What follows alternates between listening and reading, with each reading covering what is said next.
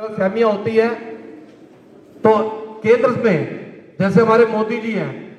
लोग गलत फहमी जरूर फैलाते होंगे, लेकिन आप कोई भी योजना देखो, कोई भी कार्य देखो, उसमें धर्म, जाति या कुछ भी नहीं पूछा जाता। अगर पूछा जाता हो तो कोई मेरे से आके बात कर सकता है अलग से।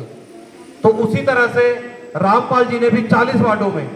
चाहे वो कांग्रेस का वार्ड हो, समाजवादी का वार्ड हो, किसी भी क्षेत्र से निर्दलीय हो, सबको समान रूप से लेकर कार्य करने का काम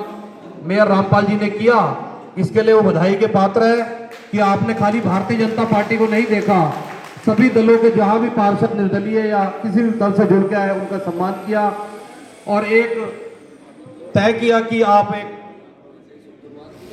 ग्रेजुएट मेयर हैं हमारे रुद्रपुर के। और जैसा कि मैं तो एक ही बात यही कहूंगा कि चाहे जनप्रतिनिधि हो, अधिकारी गण हो या हम जनता हो, हमारा भी साथ साथ कर्तव्य बनता है कि हम नगर को, मोहल्ले को, वार्ड को सजाएं और संवारें।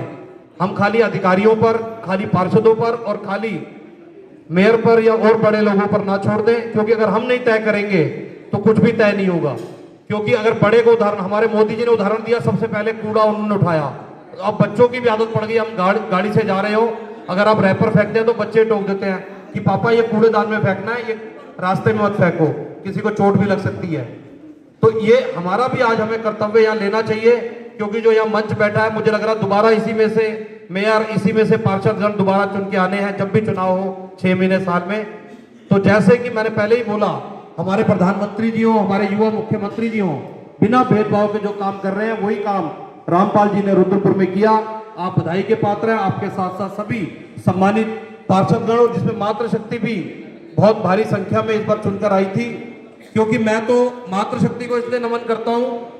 कि मातृशक्ति पे बहुत काम होते हैं। हम लोग तो घर से तैयार होकर निकले, हमें कपड़े दे दो, प्रेस कर दो, खाना बना दो, और महिलाओं पे तो इतने काम होते हैं कि बच्चों को स्कूल भी भेजना है, खाना भी बनाना है। पता लगा उधर से कोई आ गया, हमारे मोहल्ले की झाड़ू नहीं लगी, हमारे यहाँ चूना नहीं डला, आंटी हंस रही है पीछे, क्योंकि मेरे पीछे रहती है मुंजाल आंटी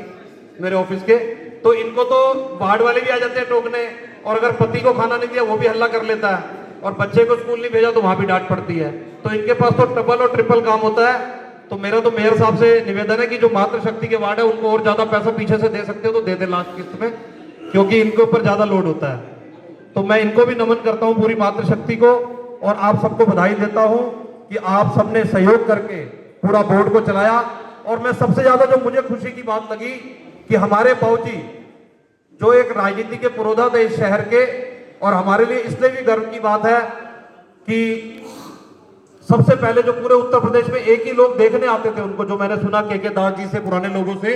कि सुभाष चतुर्वेदी जी को लोग देखने आते थे यूपी से कि जनसंघ का भी कोई चेयरमैन बन सकता है कभी, उनके